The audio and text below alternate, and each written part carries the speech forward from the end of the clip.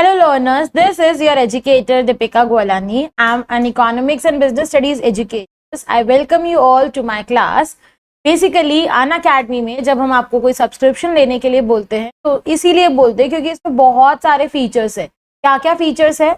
आपको live classes मिलेंगी and that too from your home. ठीक है, इस कोविड टाइम में यार कहाँ निकल के जाओगे पढ़ने, तो आपको यहाँ पे हम लोग जब आप अनअकैडमी सब्सक्रिप्शन लेते हो तो हमको कंफर्ट मिल रहा है आपके होम का और इतनी अच्छी क्लासेस भी मिल रही है। ठीक है, unlimited access to all the courses. एक सब्सक्रिप्शन लेना है और इंडिया के इतने सारे टॉप एजुकेटर्स मिल रहे हैं, साथ में वो भी सारे कोर्सेज के साथ। ठीक है, top educators of India on one platform. आप चाहकर भी टॉप एजुकेटर्स के पास नहीं जा सकते, तो अनअकैडमी टॉप एजुकेटर्स को आपके पास लेके आ रहा है। कितना अच्छा बेनिफिट है जो आपको यहाँ पे मिल रहा है। Regular doubt solving and clearing and answer writing session. आपको एग्जाम में आंसर कैसे लिखने हैं, जो आपके डाउट्स है वो कैसे सॉल्व होंगे, ये सारी चीजें आपको सब्सक्रिप्शन में मिलती है। ठीक है, exhaustive coverage of the syllabus. जो भी सिलेबस है उसका प्रॉपर सारा कवर किया जाता है, कुछ भी छोड़ा नहीं जाता। तो ऐसे कोर्स कंप्लीशन कहीं नहीं मिलने वाला आप लोगों को। मेंटोरशिप एंड गाइडेंस, जितने भी एजुकेटर्स है they are every time they are available to guide you. ठीक है, स्टडी मटेरियल आपको मिल जाएगा, जो भी PDF and all we are using we are going to give you on that. ठीक है, प्रैक्टिस टेस्ट अवेलेबल है आपके पास, that too is included in the subscription. Live test series available है जो भी बच्चा सब्सक्रिप्शन लेता है उसके लिए। बैच कोर्सेज है, मतलब जैसे for example economics, BS and accountancy. Educator का एक बेस्ट बैच कोर्स बन जाता है जिसमें आप सब्जेक्ट साथ में पढ़ सकते हो। तो इतने सारे फीचर्स अनअकैडमी ऐप आपको प्रोवाइड करवा रहा है। Okay, this is my profile. इसका लिंक आपको डिस्क्रिप्शन बॉक्स में मिल जाएगा, तो please go and follow this profile ताकि जब भी कोई भी क्लास हो तो आपको नोटिफिकेशन आ जाए। Okay, Unacademy offers you real freedom of education. ये रियल फ्रीडम आपको कैसे मिलती है पता है? क्योंकि जब हम अनअकैडमी का सब्सक्रिप्शन लेते हैं ना, तो इस सब्सक्रिप्शन लेने के लिए ठीक है आपको अनअकैडमी का लर्निंग ऐप इंस्टॉल करना है। ठीक है, उसको ओपन करना है। जैसे ही आप लोगों ने उसको ओपन किया, आपको रजिस्ट्रेशन करवाना है अपने मोबाइल नंबर का। Just you have to register your mobile number. जैसे ही मोबाइल नंबर रजिस्टर हुआ, अपना नेम यहाँ पे एंटर करो और कंटिन्यू पे क्लिक करो। ठीक है, नेम एंटर करने के बाद you are going to click on the continue button. ठीक है, जैसे ही कंटिन्यू पे क्लिक करोगे आपको गोल सेलेक्ट करने को बोला जाएगा। आपका गोल अभी क्या है? क्लास 12, तो आपको क्लास 12 सेलेक्ट करना है। देन आपको जाना है इंग्लिश पे। ठीक है, जैसे ही आपने इंग्लिश लैंग्वेज सेलेक्ट की, उसके बाद आपको क्या करना है आगे? Just let me know. ठीक है, यहाँ पे आपको क्या है, आपको क्या करना है, आपने जैसे ही सेलेक्ट कर लिया ना, अनअकैडमी आपको दो तरह के ऑफर देता है, दो तरह के subscription we are offering. One is plus and another is iconic subscription. ठीक है, प्लस के अंदर आपको क्या बेनिफिट्स मिलेंगे? इंडिया के top educators, daily interactive live classes, structured courses in PDF और live test and mock quiz. ठीक है, इसके अलावा अगर आप आइकॉनिक सब्सक्रिप्शन लेते हो तो क्या होगा पता है? आइकॉनिक सब्सक्रिप्शन में आपको प्लस के सारे बेनिफिट्स तो मिलेंगे ही, साथ में पर्सनल मेंटोर है, लाइव डाउट सॉल्यूशन है, पेरेंट कनेक्ट है। ये सारी चीजें एक्स्ट्रा आपको आइकॉनिक में मिल रही है। मतलब अगर आपको ग्रुप में नहीं पढ़ना तो iconic is going to help you कि आपको इंडिविजुअल स्टडी करवाई जाएगी। आप अपनी प्रेफरेंस के अकॉर्डिंग, ठीक है, आप अपनी प्रेफरेंस के अकॉर्डिंग जो भी चूज करना चाहो वो प्लान आप यहाँ पे चूज कर सकते हो। ठीक है, उसके बाद आपको क्या करना है? आपको मेरा कोड यूज करना है। कोड इज DEEPI, जिससे आपको सारे अनअकैडमी सब्सक्रिप्शन पे 10% ऑफ। अगर आप प्लस सब्सक्रिप्शन लेते हो तो प्राइस इज 3 मंथ का 7500, 6 मंथ का 10,000, 12 मंथ का 15,000। ठीक है, और अगर आप आइकॉनिक सब्सक्रिप्शन लेते हो तो इन दैट केस उसका प्राइस है 3 मंथ का 12,000, 6 मंथ का 17,000 एंड 12 मंथ का 28,000। DEEPI कोड जो है वो आपको 10% ऑफ दे देने वाला है। ठीक है, बहुत सारे ऑनलाइन पेमेंट ऑप्शंस अवेलेबल है। आप उनमें से debit, EMI, UPI, wallet, net banking, pay in cash, whatever method suits you आप ले सकते हो। अगर आपका मेन एम है CA करने का तो अनअकैडमी आपको एक कॉम्बो सब्सक्रिप्शन दे रहा है जिसमें क्लास 12 के साथ साथ आप CA फाउंडेशन भी कर सकते हो। इसके अंदर 12 मंथ का जो प्राइस है वो है 26,325 एंड DEEPI कोड लगाने पे you are going to get 10% off. ठीक है, अनअकैडमी आपके लिए एक बहुत ही अच्छा स्कीम लेके आया है जिसमें अगर आप मैक्सिमम डाउट्स पूछते हो तो in that case highest doubts पूछने वाले स्टूडेंट को हम IPL मर्चेंडाइज फ्री देने वाले हैं। आप डाउट्स कैसे पूछ सकते हो? ऐप में, अनअकैडमी लर्निंग ऐप में मेन स्क्रीन पे एक फीचर है आस्क अ डाउट। आप अपने डाउट का फोटो क्लिक करके अपलोड कर लीजिए। ठीक है, अपलोड करने के बाद आपको ये इमेज यहाँ पे दिखेगी। इस इमेज पे आपको मतलब जो भी इमेज आपने अपलोड की है उसके बाद आपको वीडियो की फॉर्मेट में आंसर मिल जाएगा। तो what are you waiting for यार, go and ask your doubts now. So let us start with the class now. बहुत टाइम से ना हम लोग कोशिश कर रहे हैं, मैं कोशिश कर रही हूँ आपको ये समझाने की कि इकोनॉमिक्स के अंदर 100 स्कोर करना इज नॉट दैट डिफिकल्ट।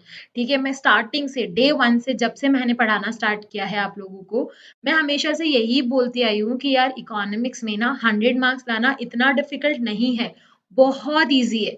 बस कुछ चीज़ों का अगर ध्यान रखोगे ना, सिर्फ कुछ चीज़ें भी अगर आप लोगों को याद रहेगी ना, तो आप लोगों को लगेगा कि हाँ सच में इट इज़ वेरी ईजी। ठीक है, कुछ बच्चे ऐसे सोचते हैं कि यार 100 थोड़ी आ सकते हैं, क्यों नहीं आ सकते? क्यों नहीं आ सकते? ठीक है, ऐसा तो नहीं है कि 100 एक ड्रीम है जिसको कोई ले ही नहीं पाया, जिसको कोई अचीव ही नहीं कर पाया। यार ड्रीम देखोगे तभी तो फुलफिल कर पाओगे ना, ड्रीम होगा तभी तो उसके लिए काम करोगे ना। तो टारगेट जब 100 सेट करोगे तभी तो 100 के लिए काम करोगे। तो हमेशा ध्यान रखो, ऐसा नहीं है कि इकोनॉमिक्स में 100 नहीं आ सकते। बहुत सारे एग्जाम्पल्स है, मैंने मेरे ही चैनल पे आपको ऐसे एग्जाम्पल से मिलवाया है जिनके इकोनॉमिक्स में 100 आए थे। और ऐसे एक नहीं बहुत सारे एग्जाम्पल्स है जो इकोनॉमिक्स में 100 लाते हैं। बहुत इजी है, बहुत। आपको थोड़ा सा मेहनत करना है, थोड़ा सा। देखो कोई भी चीज इतनी इजी नहीं होती है ना, कोई भी चीज इतनी इजी नहीं होती, आपको मेहनत तो करनी ही पड़ेगी। There is no shortcut. आप सिर्फ सोचो कि 100 आ जाए तो ऐसा नहीं है कि 100 आएंगे। तो आज ना मैं कुछ प्रैक्टिकल चीजें डिस्कस करने वाली हूँ। बहुत ही प्रैक्टिकल सी बातें हम लोग आज की इस वीडियो में करने वाले हैं। बहुत छोटी सी वीडियो होगी लेकिन आपको बहुत बड़ा मैसेज देके जाएगी। तो प्लीज इस वीडियो को एंड तक जरूर देखना, बहुत हेल्प मिलेगी आपको इस वीडियो से। ओके, हमारे कांटेक्ट में, मेरे कांटेक्ट में स्पेशली बहुत सारे ऐसे टीचर्स हैं जो बोर्ड की कॉपीज चेक करते हैं, इकोनॉमिक्स की भी और बाकी सब्जेक्ट्स की भी। तो एक्चुअल में ऐसा क्या है जो हम लोग आपकी कॉपी में देखना चाहते हैं? एक्चुअल में ऐसा क्या है जो हम लोग आपकी कॉपी में चाहते हैं कि हो? यार थोड़ा सा ना एग्जामिनर का माइंडसेट भी तो देखो, थोड़ा सा एग्जामिनर का माइंडसेट भी पढ़ने की कोशिश करो। वो क्या चाहता है, वो कैसे आंसर्स चाहता है, तभी उस चीज को तुम लोग समझ पाओगे और 100 के लिए अचीव कर पाओगे। पहली चीज, सबसे पहली चीज ना, 100 कैसे स्कोर करना है ना वो भी बाद में। सबसे पहली चीज ना, स्टे मोटिवेटेड। अगर आप लोग मोटिवेटेड नहीं हो ना, नहीं आएंगे 100, ये मान के चलना। ठीक है, सबसे पहला जो काम है आपको वो करना है कि आप अपने अंदर ये फीलिंग डेवलप करो कि नहीं मुझे 100 ही लाने हैं, 100 के अलावा ऑप्शन ही नहीं है मेरे पास, मुझे तो 100 ही चाहिए। तब जाके हम उस 100 के लिए काम करेंगे। जब आपके माइंड में ये फीलिंग है, आपके अंदर ये फीलिंग है कि मुझे 100 के लिए काम करना है, only then you will work for it. अगर आपको 90 85 चलेंगे तो ठीक है, आधी दुनिया ला रही है, आप भी ले आना। ठीक है, आधी दुनिया के इतने ही मार्क्स आ रहे हैं, आप लोग भी इतने ही मार्क्स ले आना। ठीक है, आपको भी चल जाएंगे। लेकिन हमारा टारगेट वो नहीं है, हमको कुछ और अचीव करना है। अगर हमको स्पेशल दिखना है तो हमको स्पेशल काम भी करना पड़ेगा। तो ये मेरा फर्स्ट एडवाइस है, मोटिवेटेड रहो, 100 के लिए काम करो। ठीक है, दूसरी चीज, इकोनॉमिक्स में आपके पास दो बुक है ना, first is macro and second is Indian. अब बहुत सारे बच्चों ने मुझे बोला कि मैम मैक्रो तो हो जाएगी, मैक्रो तो हम लोग कर लेंगे, लेकिन इंडियन में हमको प्रॉब्लम आती है। मैक्रो इकोनॉमिक्स इजी है मैम, इंडियन में हमको प्रॉब्लम आ रही है, हम कैसे डेटा लर्न करें? यार सिंपल सा लॉजिक है, कोई भी एग्जामिनर वहां word to word data check करने बैठेगा क्या आपका? देखो कुछ डेटा ऐसा है जो सबको याद होता है। If I am a teacher, मैं पर्सनली मेरा बताऊं, ईयर्स मुझे भी याद होंगे। ठीक है, सारे ईयर्स मुझे भी याद होंगे। जो इंपॉर्टेंट डेट्स होंगी मुझे याद होगी, जो इंपॉर्टेंट डेटा होगा वो मुझे याद होगा। लेकिन जो डेटा बहुत डीप में दे रखा है ना, वो मुझे भी याद नहीं होगा। ठीक है, ऑल्सो यार we are also human being ना, इतना डेटा लर्न करना हमारे माइंड के लिए पॉसिबल नहीं है। ठीक है, डेटा ना दो तरीकों का होता है, एक वो जो आपसे डायरेक्टली पूछ लिया जाए, और एक वो जो आपके आंसर को प्रेजेंटेबल बनाए। ठीक है, आपको सारा डेटा अगर आप लर्न करने जाओगे ना, आपको कुछ याद नहीं रहेगा। सारा डेटा इंडियन इकोनॉमिक्स का लर्न करने जाएंगे, हमको कुछ भी याद नहीं रहेगा। इनफैक्ट आपके लिए तो इंडियन इकोनॉमिक्स और इजी होनी चाहिए। एटलीस्ट कोई तो ऐसा सब्जेक्ट है जिसमें आप अपनी मर्जी से पॉइंट्स बना के लिख के आ सकते हो, कोई तो ऐसा सब्जेक्ट है जिसमें आप जो चाहे वो लिख सकते हो। तो प्लीज मेक श्योर सारा डेटा लर्न नहीं करना है, सिर्फ उतना ही लर्न करो जो डायरेक्टली पूछा जाता है। जो बहुत डीप में जा रहा है, जैसे फॉर एग्जांपल पॉपुलेशन है, वो पूरे इतने लंबे-लंबे फिगर्स दे रखे, यार नहीं, मैं एज़ अ एग्जामिनर मैं भी अगर कॉपी चेक करने जाऊँगी, तो मैं वर्ड टू वर्ड चेक थोड़ी करूँगी। और ऐसा डेटा लिखने के लिए आपको बोल कौन रहा है? क्यों लिख रहे हो ऐसा डेटा? ठीक है? तो इंडियन इकोनॉमिक्स वो सब्जेक्ट है जिसमें आप आराम से स्कोर कर सकते हो। बस आपको क्या फोकस करना है पता है? आपको प्रेज़ेंटेशन पे फोकस करना है। बहुत प्रेजेंटेशन भी इस वीडियो में मैं आपको बताऊंगी कि कैसे प्रेजेंट करते हैं, पर आपको बहुत फोकस्ड रहना है। ठीक है, अपने ना आंसर को पैराग्राफ में मत लिखो, यहाँ पे कोई तुम्हारा पैराग्राफ नहीं पढ़ने वाला, ये ध्यान रखना। तुम ऐसे लिख के आ रहे हो, पूरा 3 मार्क्स के लिए पूरा पेज ऐसे भर के आ रहे हो, चाहे सारे पॉइंट्स भी होंगे ना तो भी 3 on 3 नहीं मिलेंगे, चाहे सारे पॉइंट्स कवर हो रहे होंगे ना तो भी तुमको पैराग्राफ में 3 out of 3 कोई नहीं देने वाला। ठीक है, कैसे प्रेजेंट करना है चीजों को, that I am going to tell you, but अभी के लिए इतना याद रखो, इंडियन का डेटा उतना ही लर्न करो जितना रिक्वायर्ड है, सारी चीजें लर्न करने की जरूरत नहीं है। मैक्रो में न्यूमेरिकल नेशनल इनकम और किसके अंदर है, ADAS, income and output determination, numerical strong करो, 10 मार्क्स न्यूमेरिकल के इजीली आ जाएंगे। कंसेप्चुअल है, मैक्रो इकोनॉमिक्स में तो बहुत इजी है, इस बार तो आपके पास इतने कर्व्स भी नहीं है, सिर्फ इनकम एंड आउटपुट डिटर्मिनेशन वाला चैप्टर है जिसमें कर्व है। ठीक है, एक चीज और, ये जो 100 मार्क्स है ना, इसमें बाइफिकेशन है 80+20 का। अब बहुत सारे स्टूडेंट ना ये 20 को बहुत लाइटली लेते हैं, यार तुम्हारे 100 में ये 20 भी तो चाहिए ना, तो क्यों नहीं तुम लोग प्रोजेक्ट अच्छी तरह से बना रहे। ठीक है, प्रोजेक्ट और वाइवा से रिलेटेड मैंने एक वीडियो डाला था, प्रोजेक्ट से रिलेटेड डाला था, वाइवा से रिलेटेड अभी नेक्स्ट जल्द ही डालने वाली हूँ मैं। ठीक है, तो प्रोजेक्ट थोड़ा सा अट्रैक्टिव बनाओ, थोड़ा अच्छा बनाओ, मैंने टिप्स एंड ट्रिक्स बताई है आप लोगों को कि प्रोजेक्ट को कैसे अच्छा बनाना है। ठीक है, वाइवा कैसे होगा वो मैं आपको बताऊंगी, एक्सटर्नल क्या क्या पूछ सकता है वो सब चीजें मैं डिस्कस करने वाली हूँ। राइट, तो ये तो 20 मार्क्स अभी बोर्ड से पहले आपके हाथ में है, उसको तो अचीव कर लो। ये 20 मार्क्स तो अभी बोर्ड्स नहीं हुए उससे पहले ही आपके हाथ में है, एटलीस्ट इस पे तो फोकस कर सकते हो ना। 80 कैसे लाने हैं वो बता रही हूँ, लेकिन 20 तो अभी आपके हाथ में है, ये तो पहले सिक्योर कर लो। इसमें 1 मार्क्स भी कम हुआ ना, यहाँ 99 बहुत बुरे लगेंगे, ध्यान रखना। 1 मार्क भी यहाँ कम हो गया ना तो यहाँ 99 बहुत बुरे लगेंगे। तो ऐसा नहीं कि बाद में जाके पछताना पड़े कि मैंने क्यों मेहनत नहीं की, कर लो यार, थोड़ी मेहनत है, मार्क्स अच्छे आ जाएंगे। ठीक है, चलो अब ये तो हमारा था कि कंटेंट देखो, सिंपल सा लॉजिक है, आपके एग्जाम में क्वेश्चन कैसे आते हैं, या तो 1 मार्क के क्वेश्चन आते हैं। ठीक है, या तो 1 मार्क के क्वेश्चन आएंगे, या 3 मार्क्स के क्वेश्चन आएंगे, या 4 मार्क्स के, या 6 मार्क्स के, यही पैटर्न है, यही पैटर्न है। 1 मार्क के क्वेश्चन ना 1 वर्ड से ज्यादा या 1 sentence, max to max 2 lines, इससे ज्यादा कभी नहीं लिखोगे, कभी भी नहीं लिखना। वजह सीबीएसई का पैटर्न ही यही है यार, 1 मार्क्स के जो क्वेश्चन आते हैं ना, या तो एमसीक्यू या फिल इन द ब्लैंक्स, अगर डेफिनेशन आ रही है 2 लाइन से ज्यादा कभी नहीं जाएगा। तो यहाँ पे तो अपना टाइम वेस्ट करना ही मत, बिल्कुल टाइम वेस्ट करना ही मत, ज्यादा पैराग्राफ लिखने की कोई जरूरत नहीं है 1 मार्क्स में। ठीक है, जो 3 मार्क्स के क्वेश्चन आते हैं, ठीक है, अब इसको समझो। 3 मार्क्स के क्वेश्चन में आपको लिखने हैं 3 पॉइंट्स। ठीक है, 3 मार्क्स के क्वेश्चन में आपको लिखने हैं 3 पॉइंट्स। अब मैं थोड़ा सा आपको ना प्रेजेंटेशन का बता देती हूँ कि 3 पॉइंट्स कैसे लिखने हैं। हमारे जो स्टूडेंट्स है ना, अगर आएगा तो पूरे 4-5 पेज भर के आएंगे, और नहीं आएगा तो ऐसे कट शॉर्ट करके लिख के आएंगे कि पता ही नहीं पड़ेगा कर क्या रहे हैं। ठीक है, अब समझो, ये तुम्हारा बोर्ड का शीट है, ऐसा ही कुछ होता है ना, ये आप लोगों का बोर्ड का शीट है, ऐसा ही कुछ पैटर्न होता है। अब यहाँ पे समझना, ये जो लाइन है ना, ये तो बोर्ड की कॉपीज में ऑलरेडी बनी होती है, और ये वाली जो लाइन है ना, ये मैंने ड्रॉ की है। ठीक है, आप भी अपना मार्जिन इतना ही लेना, इससे ज्यादा नहीं लेना है ना, इससे ज्यादा नहीं लेना, इतना मार्जिन आप भी ड्रॉ कर लेना, थोड़ा सा प्रेजेंटेबल लगती है कॉपी। ठीक है, और कोई इंटेंशन नहीं है। ठीक है, क्वेश्चन नंबर फॉर एग्जाम्पल, अच्छा 1 मार्क के क्वेश्चन हो चुके, मैं 1 मार्क के क्वेश्चन नहीं बता रही। 1 मार्क के क्वेश्चन आप लोगों को भी पता है कि क्या करना है, मैं 3 मार्क्स के क्वेश्चन बता रही हूँ। ठीक है, मैं 3 मार्क्स के क्वेश्चन बता रही हूँ। फॉर एग्जाम्पल आपका क्वेश्चन नंबर 9 है, तो आप लिखोगे आंसर नंबर 9। ठीक है, आप लिखोगे आंसर नंबर 9। ओके, पहले ना एक इंट्रोडक्टरी लाइन लिखो हमेशा। आपसे फॉर एग्जाम्पल पूछा वाई इंफ्रास्ट्रक्चर इज इम्पोर्टेंट, ठीक है, आपसे पूछा वाई इंफ्रास्ट्रक्चर इज इम्पोर्टेंट, आप डायरेक्टली क्या करते हो पता है, ए बी सी पॉइंट लिख के हो गया काम खत्म, बस ऐसे नहीं करना है, पहले क्वेश्चन को रिलेट तो करो। ठीक है, इंफ्रास्ट्रक्चर इज इम्पोर्टेंट, तो इंफ्रास्ट्रक्चर का थोड़ा सा लिखो पहले उसका मीनिंग, फिर following are the importance of the infrastructure, बस देखो इतना इतना लिख के यहाँ तक, मतलब एक लाइन पूरी ये लिख के यहाँ तक, following are the importance of infrastructure, ऐसे आ जाओ। ठीक है, अब एक चीज और, ठीक है, अब तुम्हारे पास आएगा दूसरा पॉइंट, अब पॉइंट लिखने हैं। ठीक है, ये लाइन छोड़ दो ना, ये वाली लाइन छोड़ दो, पैसे दिए ना मम्मी पापा ने आपके, सीबीएसई की फीस भर रहे हो ना पूरी, आराम से लिखो यार, आराम से लिखो। और जिसकी हैंडराइटिंग गंदी है ना, अब देखो इम्प्रूव तो होने से रही, हैंडराइटिंग गंदी इम्प्रूव तो होने से रही, लेकिन गंदी को भी प्रेजेंटेशन तो सही करके आ सकते हो, गंदी हैंडराइटिंग को भी प्रेजेंटेबल तो बना सकते हो ना, सही से थोड़ा दूर दूर लिख के आ सकते हो।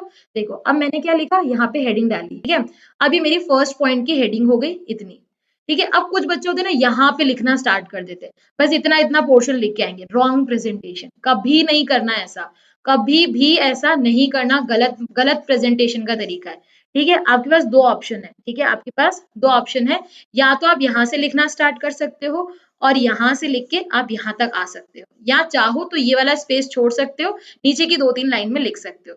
एक पॉइंट का एक्सप्लेनेशन 2 से 3 लाइन्स में होना चाहिए मैक्सिमम, मैक्सिमम 3, इससे ज्यादा नहीं जाओगे, मैक्सिमम 3 लाइन्स, इससे ज्यादा नहीं जाओगे, ठीक है। अपना बी पॉइंट हेडिंग डालो, मैं एबीसी क्यों डाल रही हूँ, क्योंकि क्वेश्चन नंबर 1 2 3 होते हैं, कंफ्यूजन ना हो जाए, इसीलिए एबीसी डालो, या रोमन नंबर में 1 2 3 डाल दो, ठीक है। अगेन तुम्हारी हेडिंग आ जाएगी, फिर 3 लाइन का एक्सप्लेनेशन आ जाएगा, फिर सी पॉइंट लिखो, अगेन हेडिंग, फिर आप लोगों का 3 लाइन का एक्सप्लेनेशन, ठीक है।